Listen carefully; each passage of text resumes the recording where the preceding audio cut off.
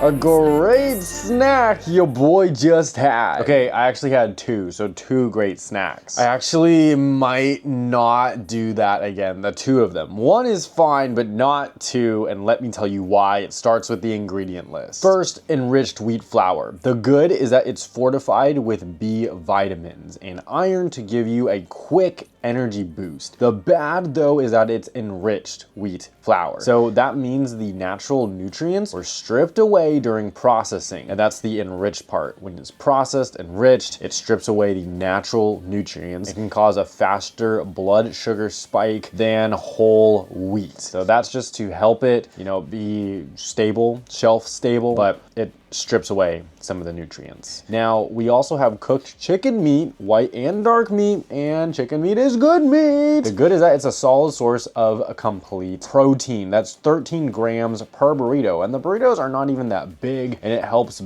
maintain muscle. Using dark meat adds more flavor and moisture. However, they also contain rice starch, and this is a filler used to keep the chicken plump and juicy while reducing the actual meat content. So we don't really know how much of it is starch and how much of it is actual chicken, but it says 13 grams per burrito, so that's what you do know. What about the cheese and veggies? You got Monterey Jack and mozzarella cheese. The good is that it is real dairy. It's a great source of calcium for your bone health and provides an epic cheese pull. I wasn't able to get a cheese pull with these, but maybe you can. The bad though is that these are low moisture and contain enzymes, and they are standard but mean the cheese is highly processed for long shelf life. So yes, although it is real cheese, it's not going to be the same as getting fresh cheese, able to not last as long, but it's more fresh. Again,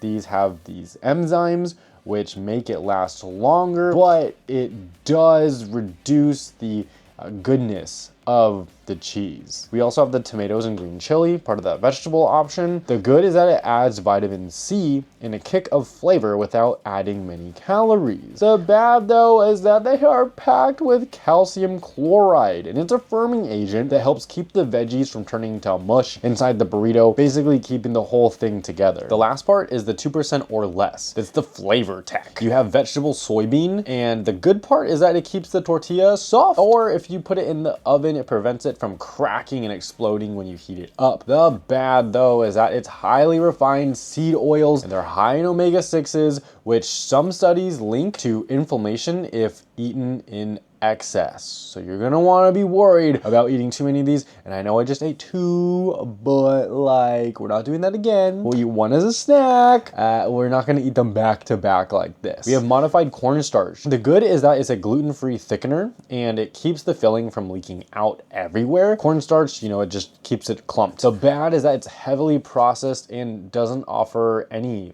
zero nutritional value. It's literally just filling glue. And although it's not terrible or anything, it's still just empty filling glue that you don't need to have in your body. Beans and onions are good. They're real whole foods, and beans add a tiny bit of flavor. The onions provide good fuel for your gut as well. The bad though is that they're in the 2% section, which means you're barely getting anything, and you won't really have enough of a good amount to reap the benefits of the beans and onions. The good is that the peppers can slightly boost your metabolism and make the meal more exciting flavor. The bad though is that possibly it could give you an upset stomach because of the vinegar and the spices, but honestly, after eating the burrito, it's not that spicy. So if you have any kind of spice tolerance, whatsoever, you'll be fine. You have wheat gluten, and the good is that it adds extra protein and gives the tortilla a chewy, stretchy texture that we love, and the bad is that it's a total nightmare if you're sensitive to gluten,